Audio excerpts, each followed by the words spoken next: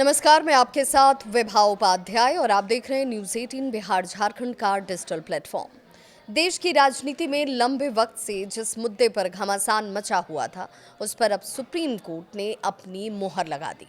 अदालत ने साफ शब्दों में कहा कि चुनाव आयोग द्वारा चलाया गया विशेष गहन पुनरीक्षण यानी SIR पूरी तरह से संवैधानिक है, वैध है और लोकतंत्र को मजबूत करने वाला कदम है।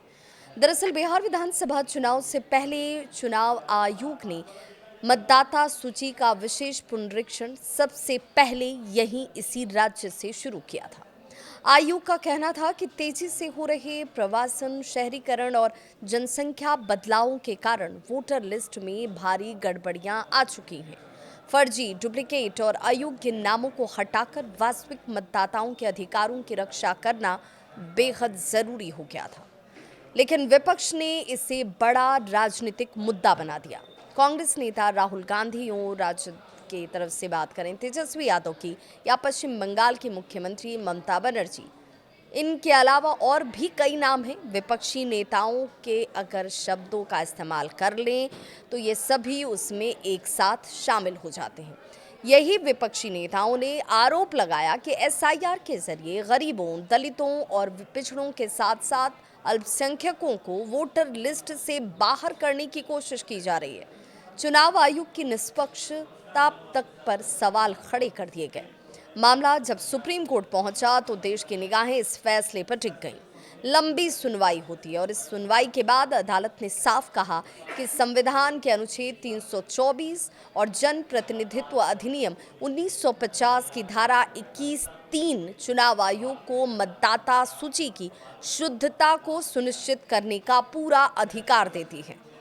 चीफ जस्टिस सूर्यकांत की अध्यक्षता वाली पीठ ने 3 बड़े सवालों पर विचार किया। पहला सवाल था कि क्या चुनाव आयोग को SIR जैसी प्रक्रिया चलाने का अधिकार है? क्या इसके पीछे वैध उद्देश्य हैं या मकसद है? क्या ये प्रक्रिया जन प्रतिनिधित्व कानून के खिलाफ है? तीनों सवालों पर अदालत का जवाब बिल्कुल साफ था। चुनाव आयोग अपने संवैधानिक अधिकारों के भीतर ही काम कर रहा है और SIR स्वतंत्र एवं निष्पक्ष चुनाव सुनिश्चित करने के लिए जरूरी प्रक्रिया है। ये विपक्ष की पूरी राजनीतिक लाइन को ही जैसे कमजोर कर देता है। जो दल अब तक इसे लोकतंत्र के खिलाफ कदम बता रहे थे, उन्हें अब सुप्रीम कोर्ट के इस फैसले के बाद अपना रुख बचाना मुश्किल हो सकता है। बिहार में इसका असर सबसे ज्यादा दिखाई देगा, जहां वोटर लिस्ट को लेकर महीनों तक सियासी तूफान खड़ा किया गया। पश्चिम बंगाल में भी ये फैसला महत्वपूर्ण माना जा रहा है, क्योंकि वहां भी लंबे समय से फर्जी वोटर, अवैध घुसपैठियों के नाम वोटर लिस्ट में होने को लेकर राजनीतिक बहस जारी रही। सुप्रीम कोर्ट ने अपने फैसले से एक बड़ा संदेश दिया। लोकतंत्र की सबसे बड़ी ताकत निष्पक्ष चुनाव है और निष्पक्ष चुनाव की बुनियाद है शुद्ध मतदाता सूची। अब सवाल ये कि क्या विपक्ष इस फैसले के बाद भी चुनाव आयोग पर वही पुराने आरोप लगाता रहेगा या फिर अपनी राजनीति की दिशा बदलेगा? आपकी राय से लेकर क्या है, कमेंट सेक्शन में अपनी राय जरूर साझा करें।